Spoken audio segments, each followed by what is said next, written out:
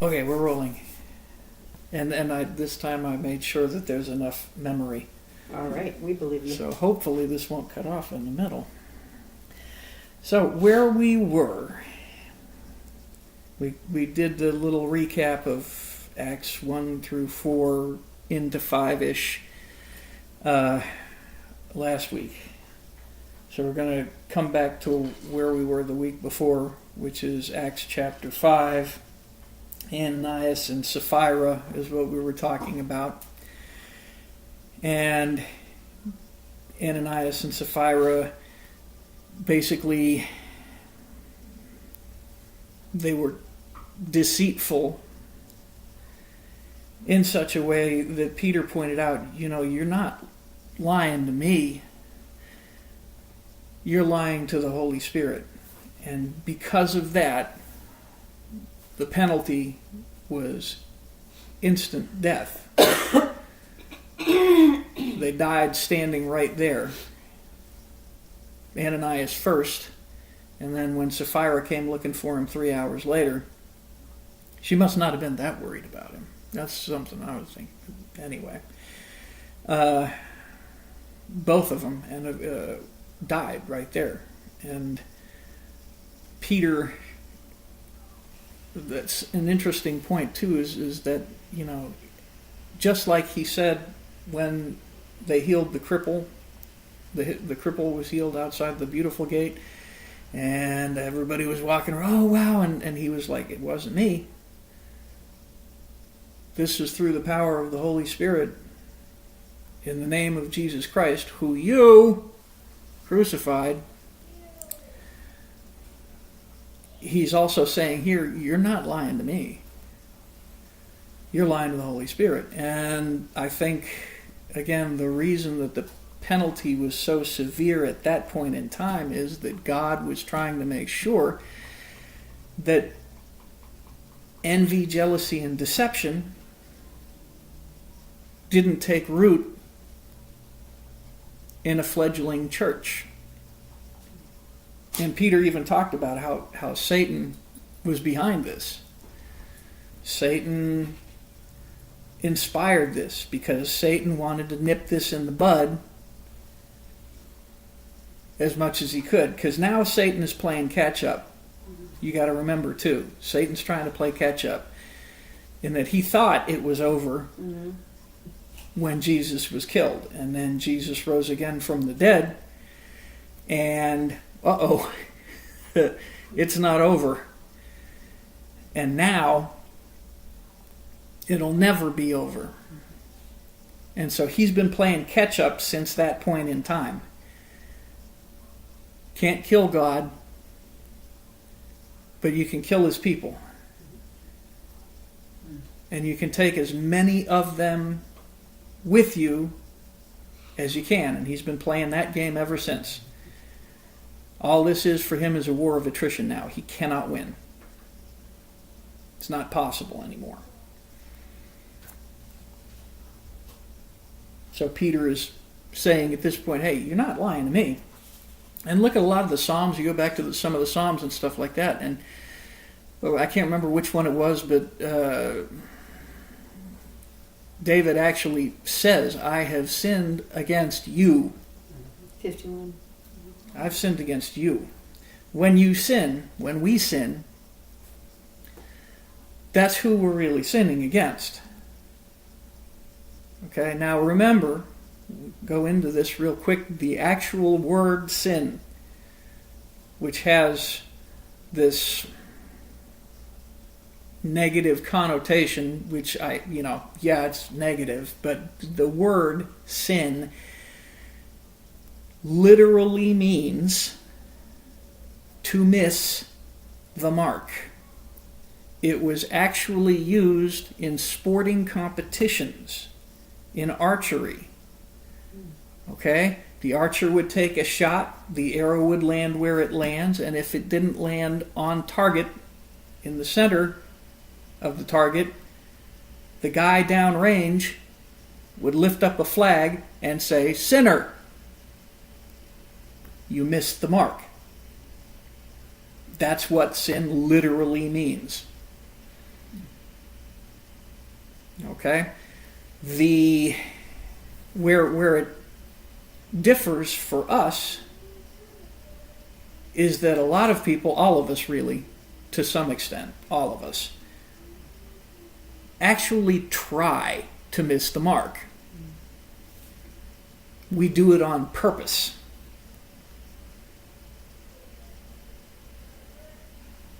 And that's where it's a bad thing. Now, just like this competition, we're not perfect. We're human beings. By our very nature, we cannot, it is impossible for us to hit the center of that bullseye every single time. It's impossible for us to do that. Ooh, that sounds familiar. It is impossible for us to not be sinners. We did it to ourselves,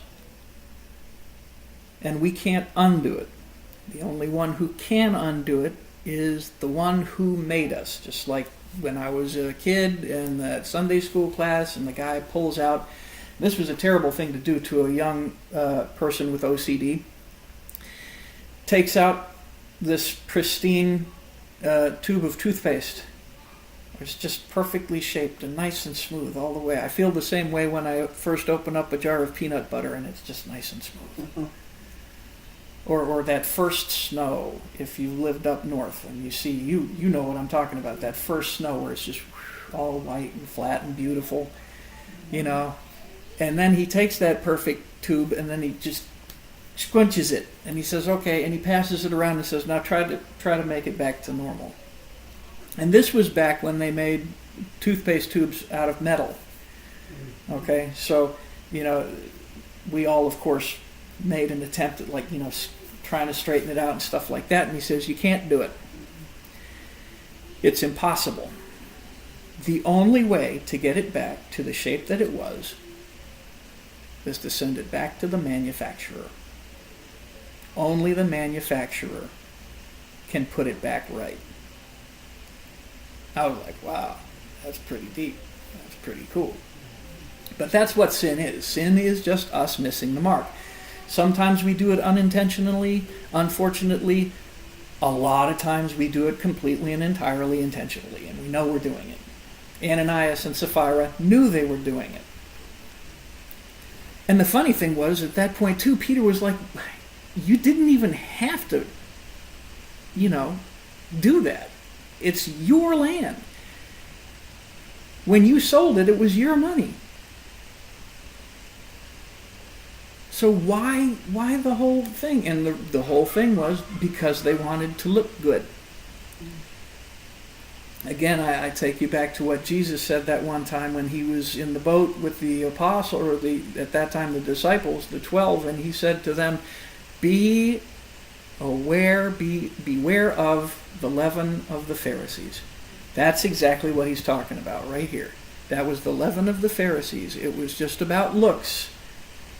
It was about how we look. Ooh, look, Barnabas sold his land and he gave all the proceeds to, well, we want to look cool like Barnabas, and everybody's congratulating Barnabas, so we want to look like that too. So, hey, that's what we're going to do, except we're going to hold back some of it. This is not, I want to repeat, this is not a lesson stating that you must give everything you have to the church. That's not what this lesson is about. This lesson is about if you're doing it for the right reasons. Are you doing the right thing for the right reasons? They were doing the wrong thing for the wrong reasons. So that's where we're at. Now, as I pointed out before we started recording, there's a lot of debate as to whether or not Ananias and Sapphira were really to be numbered with the believers. Okay?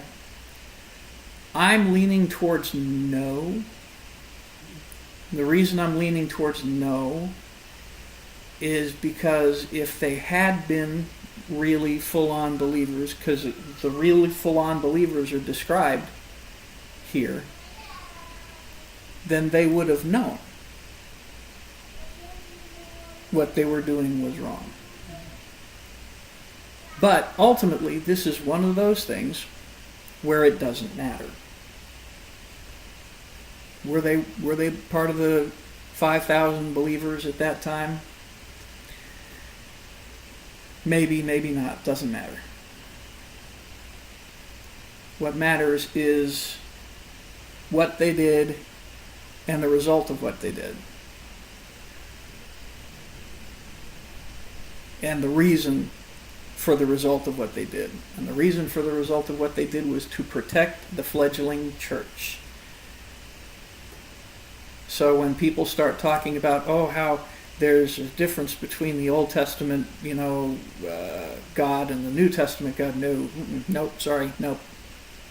There's no difference. God is very clear in pointing that out throughout the Bible. He doesn't change. He doesn't change because he doesn't have to change. He is reality. Reality does not have to change.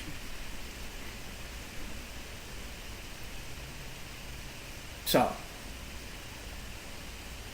when he struck down people in the Old Testament like he did with Achaz after the raid on the city of Ai, he struck down Ananias and Sapphira right here, thousands of years later, it's the same God, and it's the same reason.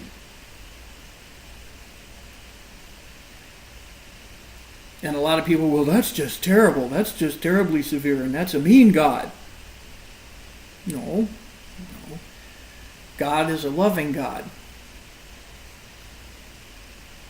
But as I frequently point out, you cannot, and I'm going to say this again, you cannot have real love without real justice.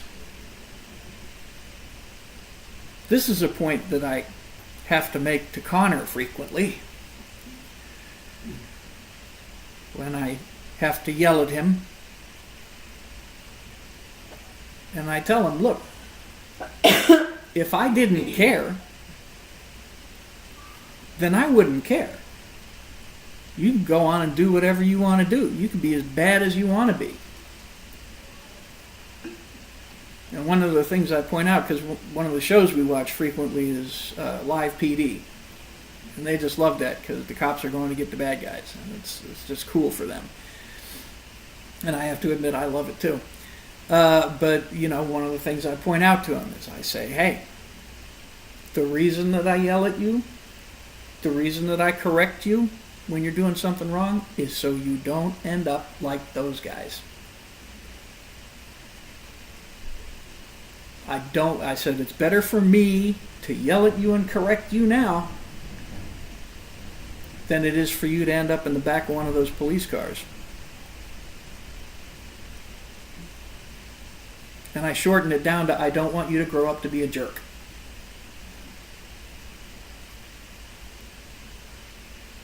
But I correct him and I use whatever punishment I deem necessary to correct the problem. Whatever severity I deem necessary to correct the problem, because I love him. God is perfect justice. He's perfect love and he's perfect justice. And those two are not a dichotomy. Those two go together, hand in hand. And nowadays especially, we've got plenty of people walking around today that are proof positive that just letting people do whatever you want to do because you love them, letting your kids do whatever they want to do because you love them, and we see the results. Oh yeah, on Live PD. You see the results on Live PD, and you turn on the news today, and there's just a whole bunch of them out there. They weren't corrected. Let me tell you something. Their parents did not love them. They did not love them because they allowed them to grow up to be like that. So no. Spoiled them? Yeah.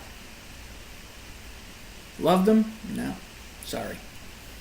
Might have liked them. But you didn't love them. Anyway. Because there are some people out there that just don't like the whole justice thing. They don't like the whole judging thing. And again, I point out, and I saw another one this year. It's weird that I keep seeing these t-shirts at the state fair. Every year, so far, I've seen these t-shirts at the state fair. And the t-shirts say, "Only God can judge me." And I'm like, you're right. That's true. And He will. See, from their standpoint, when they say only God can judge me, well, they don't really believe in God. So that means nobody can judge them. Right. Right? Wrong. Only God can judge you? Ultimately? Finally? Yeah. Absolutely. And He absolutely will. And He will judge you in the manner that you want to be judged. That's another thing that I want to point out real quick. He will judge you in the manner that you want to be judged. If you want to try to earn your way into heaven, okay. That's fine. We'll look at the books. Did you ever miss the mark? If the answer is yes, and you're trying to get in of your own accord, then you're done. And the analogy that I like to use for this is a surgical sterile field. Something is either sterile or it's not. That's it. There's no 5-second rule in the operating room. If you drop an instrument, if you drop an implant on the floor, it does not get back on the sterile field. Period. End of sentence. Because it is no longer sterile. Same thing applies here. How sinless can something stay, or how much sin can something accept and still remain sinless?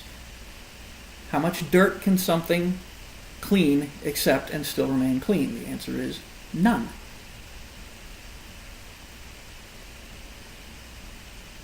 So if you want to be judged on your own merits, good to go. We'll do it that way.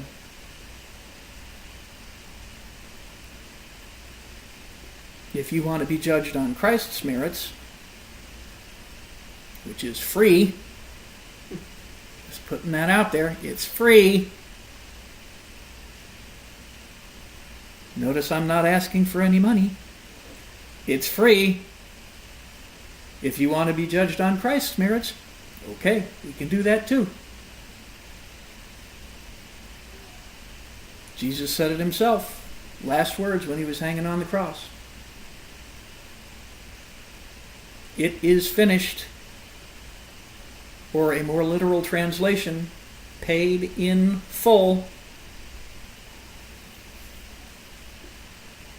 Not paid in part. It's not like Jesus said, okay, I did my thing, now you got to do your thing too. You got to do your part too. He didn't say that. No, he said paid in full. Done. It's finished. Over. Debt's paid. So that for the Christian, when it comes to our judgment, did we miss the mark? All the time.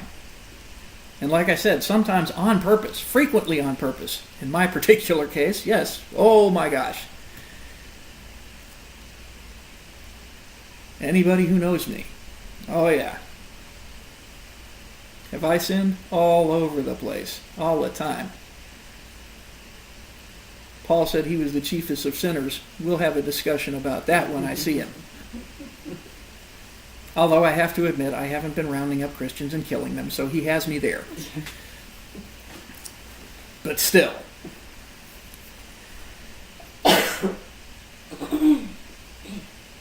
Christ paid for that. All of it. So when God looks at me, he doesn't see me. He sees his son going, pointing at the holes in his wrists and saying, yeah, he's in. I paid for it. He's like the bouncer. Everybody says it's St. Peter at the gate. No. It's Jesus at the gate. Going, yeah, he can come in. Anyway. Verse 12, chapter 5. Now that we've discussed the whole concept of justice and judging, now many signs and wonders were regularly done among the people by the hands of the apostles. Now remember, we've covered this previously in previous chapters, when signs and wonders, those terms appear. It is a specific type of terminology used to explain that God was involved. Okay? Another, the term that we use currently is miracles. The term that the Jews used, signs and wonders, all throughout the Old Testament, that was proof that God was with the individual. God was with that prophet. Elijah is probably the best example, because Elijah did some really, really neat stuff. God did neat stuff through Elijah, I should say. Yeah. But anyway, that was proof. And again, I remind you that after the last prophet died, the people were told for 400 years that signs and wonders would be no more. Until the Messiah came, there would be no more signs and wonders. And technically speaking, they were correct. They were right. But when the Messiah did show up doing signs and wonders, the people who were telling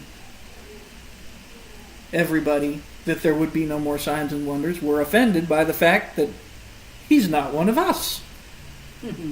He's supposed to be one of us. He's supposed to be in our group, in our club. And it was offensive that he wasn't. It was even more offensive that the guy didn't have a formal education. I studied under Hillel. I studied under Gamaliel. It is by and this is the really neat thing I want to point out too, because this is the way they believed. It is through the authority of Hillel that I teach. It is through the authority of Gamaliel that I teach. These great rabbis.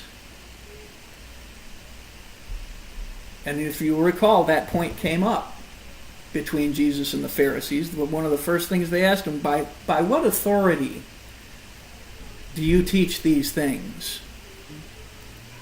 And he answered them, kind of.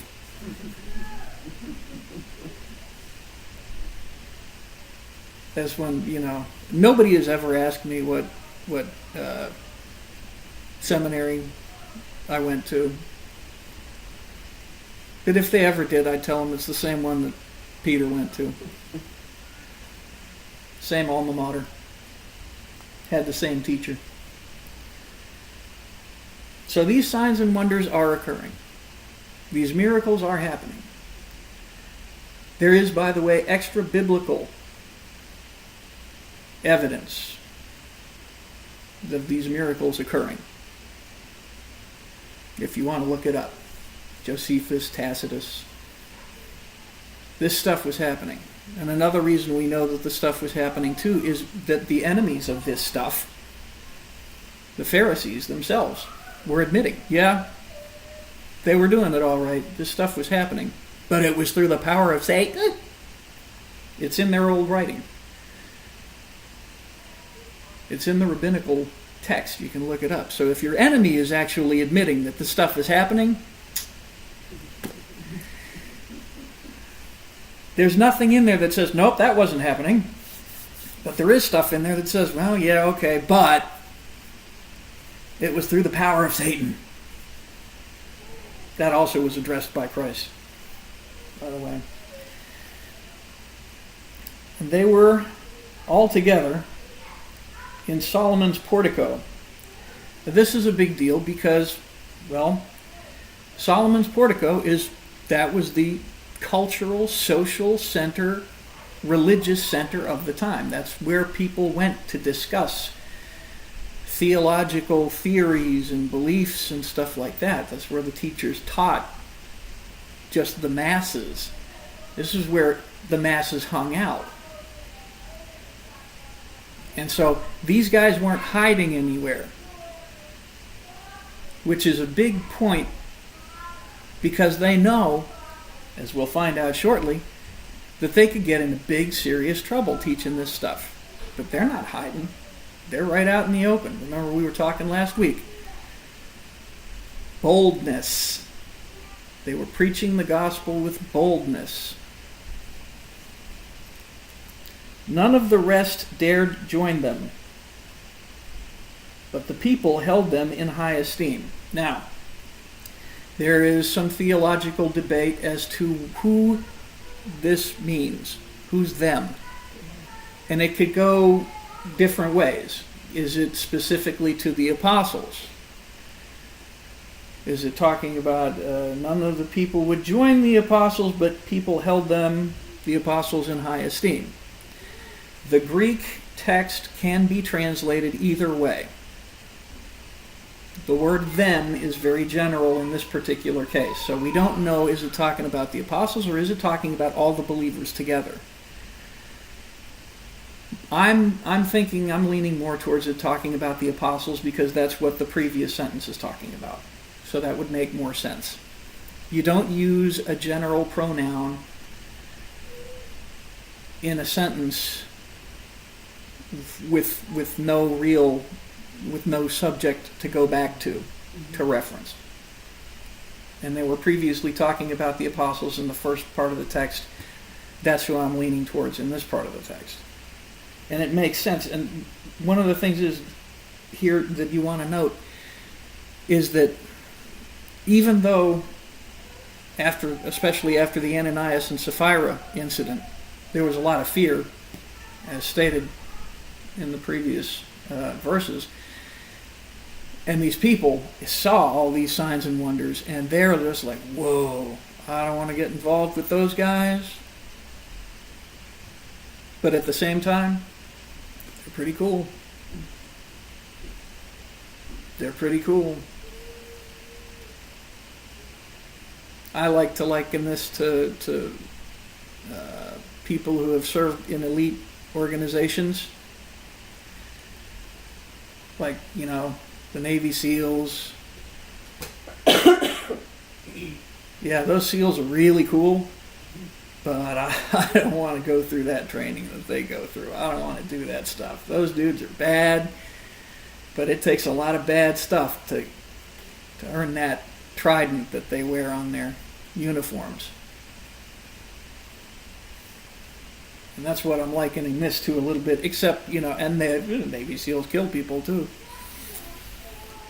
Very, very well. But anyway, they held them in high esteem. And that's really important too. I can't remember. There was a debate between a famous atheist and a famous theist. And I can't remember who it was right off the bat. But the atheist was saying that philosophically he didn't see any difference between Christians and any other religion or somebody with no religion.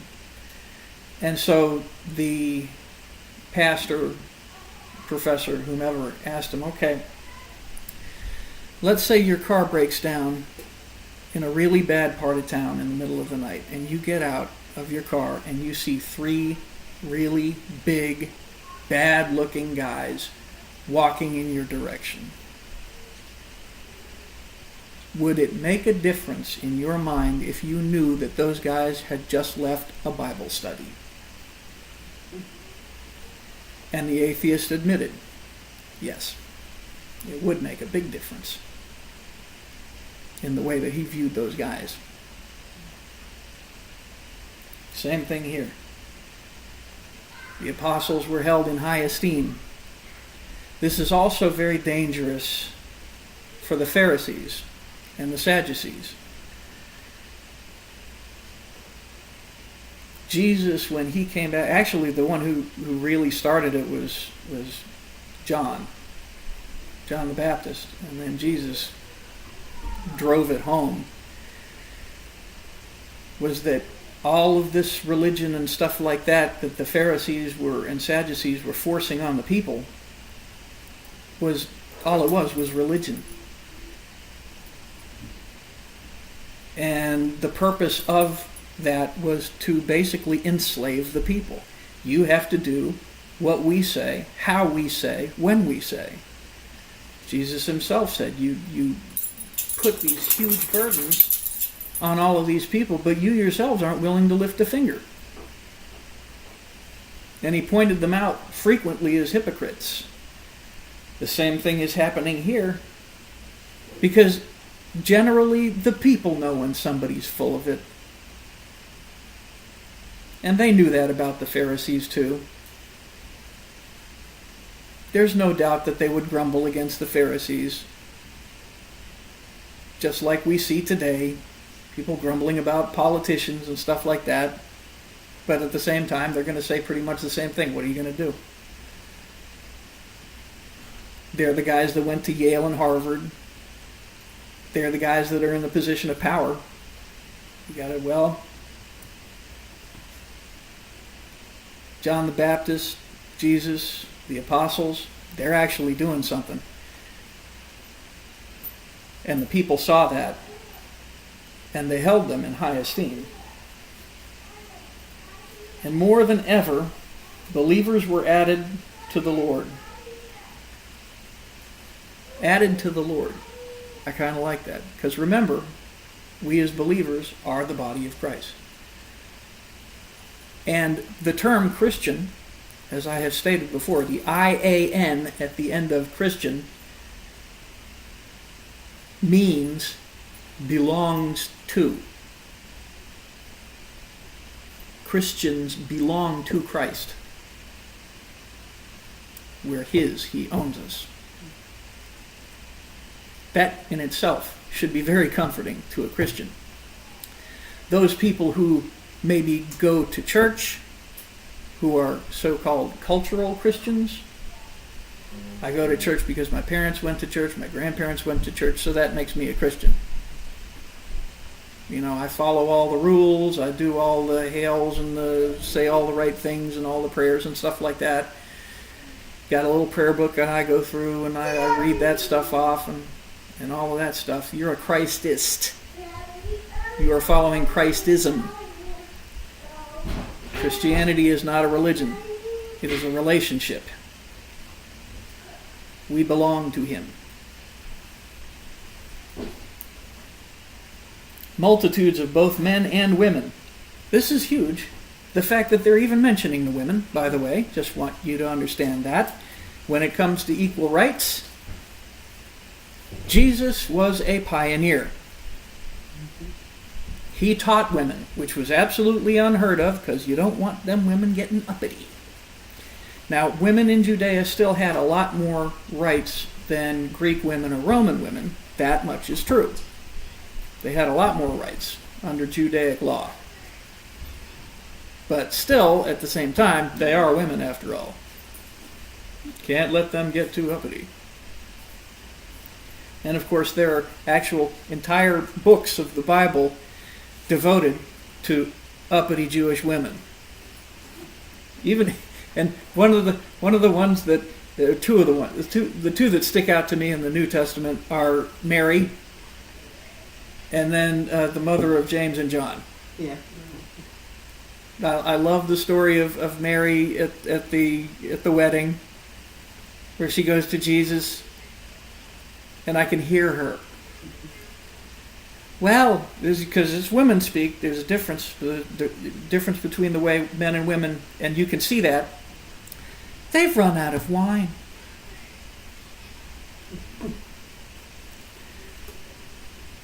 Woman, and he says this, woman, it is not yet my time. And then she goes to the servants, you just do whatever he says. And then walks off, like she knows he's going to do it. I absolutely love that. That's an uppity Jewish woman right there. I love that. Anyway, both men and women. Verse 15, so that they even carried out the sick into the streets and laid them on cots and mats, that as Peter came by, at least his shadow might fall on some of them. Now,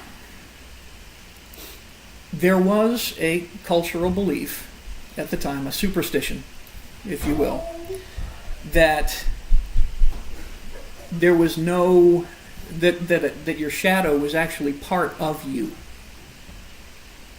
And we can even see that in literature as far back as Peter Pan, where people believed that their shadow was part of them. You'll recall that Peter Pan was very, very upset that he had lost his shadow. So we're seeing that here. Their belief that even if Peter's shadow touched them, they would be healed. Now, whether or not that actually happened, there's no indication. The fact that it's mentioned leads me to believe that it may have happened because similar things happened with Jesus. And the other thing that leads me to believe that it happened is these people were acting out of faith. That's the primary reason, is because they believed. And you recall the lady who touched the hem of Jesus' garment. She was healed by her belief. So I'm kind of leaning towards yeah, although there's no direct indication that it happened. Verse 16, the people also gathered from the towns around Jerusalem, bringing the sick and those afflicted with unclean spirits, and they were all healed. These signs and wonders were actually happening. The healings were actually occurring. Otherwise, why would people come from outside, from other towns? I'm telling you one thing, traveling back then was not fun. Most of the traveling that was done by the vast majority of people back then was on foot, Jack. They didn't have horses. They couldn't afford horses. And if they had a donkey, you didn't ride on donkeys necessarily. A donkey was a pack animal. You put gear on your donkey. So you didn't have to carry it. Or in this particular case, if you had a sick person. Now, yeah, and that's another thing. Imagine. Okay, just imagine if you had to walk from Fort Worth to Dallas. Downtown Fort Worth to downtown Dallas. The TRE is broken. You have to walk from downtown Fort Worth to downtown Dallas, and you can't use the highway. Even if all you can use is just surface roads. But let's say you can't even use any surface roads. Imagine back when Fort Worth and Dallas were just a couple of towns on a railway. And you didn't have a horse. You had to walk. That would not be fun. You would have to bring a lot of gear with you. Depending on how slow you were, you might have to bring overnight gear, water, food, stuff to make a fire. Now imagine you're trying to do that with a sick person who might not even be ambulatory. And you don't have a donkey. So what do you got to do? In the military, they teach us this stuff. You make a litter, and you drag them.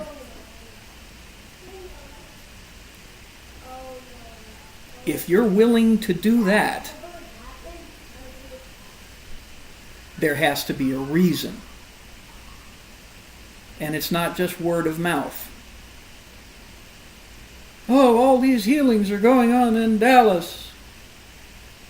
These guys are, yeah, okay, whatever. Especially around this time, man, there were just messiahs popping up all over the place. Now, of course, I'm sure word of Jesus' business has gotten out certainly to the surrounding towns. It definitely got to even Rome, I would imagine, because Josephus was writing about it.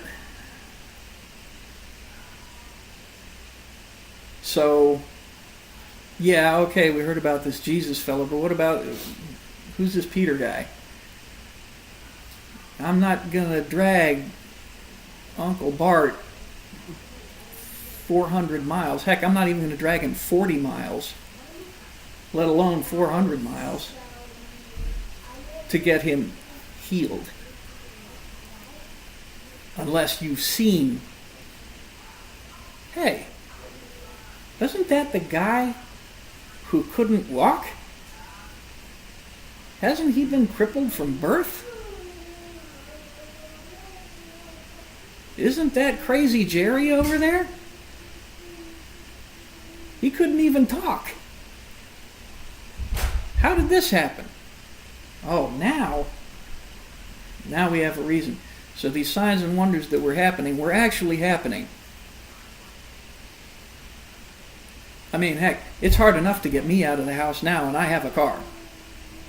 I was telling you guys about, I don't like to go out, don't like to socialize, none of that garbage. My favorite thing in the world is Amazon Prime.